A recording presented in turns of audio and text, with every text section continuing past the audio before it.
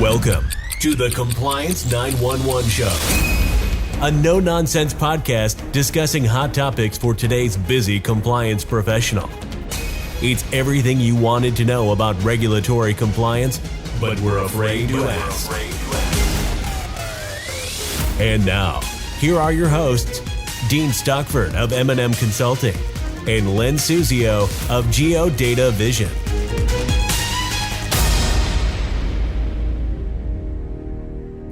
Welcome to our podcast series addressing everything you wanted to know about regulatory compliance, but were afraid to ask. Len, you've covered quite a few topics over the course of this past year on community reinvestment. What's your focus for today? Well, Dean, as we record this episode, we're beginning a new year. So I thought it would be appropriate to make a few suggestions for CRA resolutions for the year. I'm game. I'll bet a lot of our listeners are too. So what do you recommend as CRA resolutions for the new year? Well, there's many things I could mention, but I thought I would identify what I think are the three top CRA resolutions for 2022 for our listening audience. First, if our bank, this is you, I'm speaking as the banker now, if our bank is not a reporter under CRA, I'm going to collect our CRA related activity, record it, compile it, and analyze it during the year. Number two, even if our bank is not a required reporter, we are going to voluntarily report our CRA data for 2022. And number three, in terms of resolutions for 2022, in light of the overwhelming impact of my assessment area's configuration on my bank's performance requirements, I am going to seriously evaluate my assessment area configuration options to determine the optimal assessment area configuration for our bank. An annual assessment area checkup is a best practice that we at Geodata Vision highly recommend and make a routine part of our annual CRA self-assessments for our clients. Fantastic. Let's go over the list one by one in more detail. If my bank is not required to report on CRA activity, why should I bother to collect it, compile it, analyze it? That's a lot of work. Yes, it is, but it's well worth it. I can't tell you how many bankers I've encountered who ignore their CRA activity until exam time, and then it becomes a Keystone Cops drill. It's important to understand, even if a bank is not required to report under CRA, and that applies to about 85% of the banks who are not mandated reporters, it's still required to perform under CRA, and the consequences of failing a CRA exam are substantial.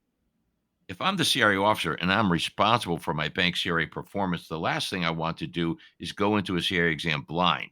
That's exactly what you do if you haven't collected and monitored your CRA activities. You won't know if your bank is doing well or poorly. You won't even be able to anticipate and respond to examiner questions. It will look like you don't care about your CRA responsibilities. And what do you think that impression gives examiners and perhaps your own management about you? And that's not the worst of it. When banks don't report their CRA activity, examiners come in and do a, quote, scientific sampling of your lending. If you haven't collected your data, you will have no idea how accurate that sampling is.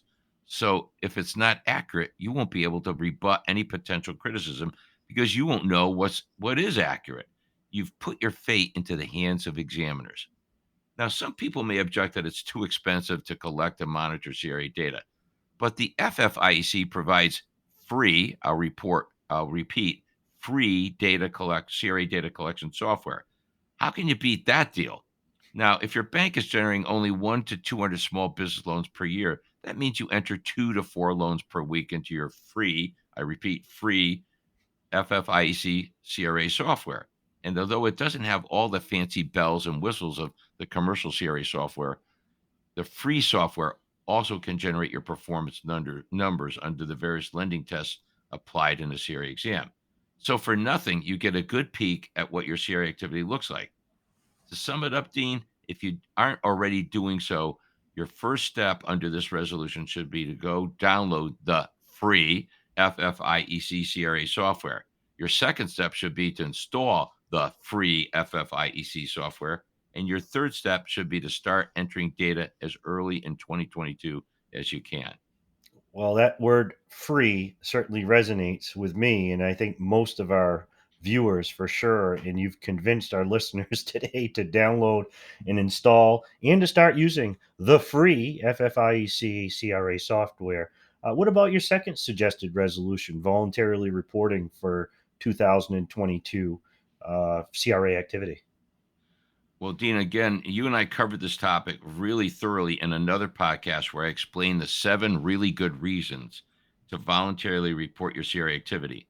But the benefits are so important, especially for intermediate small banks. I thought it should be suggested as a leading resolution for 2022, especially for banks that fall into the ISB category. I won't go over all 7 reasons today. I'll just invite our audience to just listen back to that previous episode. But I will touch upon the very real and very important benefits for ISBs to voluntarily report their annual CRA data. One of the biggest challenges of being an ISB is the CRA examination standards impose an exaggerated emphasis on community development lending, investing, and services. In fact, to pass a CRA exam under the ISB standards, a bank must demonstrate it is engaged in a satisfactory level of activity. But the community development performance standards are some of the vaguest standards under CRA. In fact, what constitutes, quote, community development under CRA is confusing in and of itself. I would hate to leave my fate to a confusing topic with vague standards. Ironically, an ISB can circumvent this difficult situation by voluntarily reporting its area activity annually. This will give the bank an option to be examined under the large bank standards, which require community development activity, but don't emphasize it like it's emphasized for ISBs. It's counterintuitive, but the CRA large bank examination standards are less demanding for community development activities than the ISB examination standards. When you play poker, it's nice to have a wild card in your hand. Having the elective to be examined under the large bank performance standards is that wild card if you are an intermediate small bank. I urge our audience to listen to the previous podcast about the 7 reasons to voluntarily report your CRA activity, but it definitely should be up there in your top resolutions for CRA for 2022. Yeah, and you mentioned reevaluating your assessment area should be another high priority resolution for 2022. And I will tell you right now, we've been seeing it by regulators themselves who have been encouraging institutions to reevaluate their assessment areas specifically. You mentioned the annual CRA assessment area checkup. Can you elaborate a little bit for our audience on that? I'd be happy to, Dean. How a bank delineates its CRA assessment area is the biggest CRA decision a bank can make because the configuration of the assessment area will not only have profound consequences for a bank's performance, it also will have a profound impact on the performance standards imposed on the bank. Again, we had a podcast devoted to this topic, which listeners today may want to revisit and listen to again. Briefly, CRA performance standards are driven by what the regulation calls performance context, the facts and the circumstances surrounding the communities and the credit markets a bank has declared are its market. Performance context includes community population, housing, and business demographics, as well as the local mortgage markets and the local business loan markets.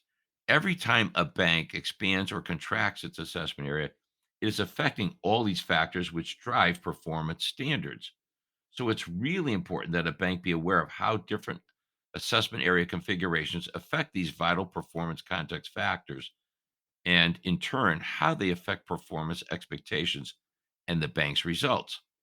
A good example is to look at the number and location of the low and moderate income census tracts within your assessment area. The regulation expects and examiners will look for an adequate level of your lending in those economically depressed neighborhoods. What determines the adequacy of your lending activity?